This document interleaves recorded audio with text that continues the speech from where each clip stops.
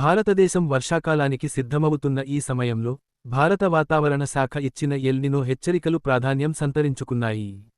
El Nino అంటే Pacific మహాసముద్రం మధ్య, తూర్పు ప్రాంతాల్లో సముద్రపు నీరు సాధారణం కంటే ఎక్కువగా వేడెక్కడం. ఇది ఒక సహజ వాతావరణ మార్పు. ఇది ఎల్ నినో, లా నినా, సాధారణ స్థితి అనే 3 దశల మధ్య మారుతూ ఉంటుంది. ఈ మార్పులు ప్రపంచవ్యాప్తంగా వాతావరణ పరిస్థితులను తీవ్రంగా ప్రభావితం చేస్తాయి. సాధారణంగా పసిఫిక్ మహాసముద్రంలో గాలులు పడమటి దిశగా వీస్తాయి. దీంతో వెచ్చని నీరు ఆగ్నేయ ఆసియా వైపు చేరుతుంది. కానీ ఎల్ నినో సమయంలో ఈ గాలులు బలహీనపడతాయి లేదా వ్యతిరేక దిశలో వీస్తాయి. దీంతో వెచ్చని నీరు తూర్పు వైపు కదులుతుంది. సముద్రం అడుగున ఉన్న చల్లని నీరు పైకి రావడం తగ్గిపోతుంది. దీనివల్ల వాతావరణంలో పెద్ద మార్పులు సంభవిస్తాయి. ఈ అసాధారణ పరిస్థితులు సాధారణంగా 3 నుంచి 16 నెలల వరకు కొనసాగి, తర్వాత మళ్లీ సాధారణ స్థితికి వస్తాయి.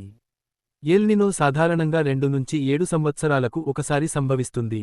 ఎల్ నినో ప్రభావం ప్రపంచవ్యాప్తంగా కనిపిస్తుంది. అమెరికా తూర్పు తీర ప్రాంతాల్లో అధిక వర్షాలు, వరదలు సంభవిస్తాయి. ఇండోనేషియా, ఆస్ట్రేలియా, ఆఫ్రికా వంటి ప్రాంతాల్లో కరవు పరిస్థితులు ఏర్పడి, అడవుల్లో అగ్నిప్రమాదాలు పెరుగుతాయి. సముద్రంలో చేపల సంఖ్య తగ్గిపోతుంది. ప్రపంచ ఉష్ణోగ్రతలు పెరుగుతాయి. భారతదేశానికి ఎల్ నినో పెద్ద సవాలు, ముఖ్యంగా రుతుపవనాలపై ప్రభావం చూపుతుంది. మన దేశంలో సంవత్సరపు వర్షపాతంలో 70 నుండి 80% వరకు రుతుపవనాల ద్వారానే వస్తుంది. ఎల్ నినో సంవత్సరాల్లో వర్షపాతం గణనీయంగా తగ్గిపోతుంది. ముఖ్యంగా మధ్య భారతం, నైరుతి ప్రాంతాలు ఎక్కువగా ప్రభావితమవుతాయి. ఖరీఫ్ పంటలు అయిన వరి, మొక్కజొన్న, పప్పులు నష్టపోయే అవకాశం ఉంది.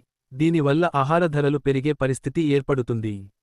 ఉష్ణోగ్రతలు పెరగడం వల్ల హీట్ వేవ్స్ పెరుగుతాయి. భూగర్భ జలాలు తగ్గిపోతాయి. వ్యవసాయం మన దేశంలో సగానికి పైగా ప్రజలకు ఉపాధి కల్పించే రంగం కావడంతో ఈ ప్రభావం నేరుగా ప్రజల జీవన విధానంపై పడుతుంది. గతంలో కూడా ఎల్ నినో కారణంగా దేశం కరవు పరిస్థితులను ఎదుర్కొన్న సందర్భాలు ఉన్నాయి.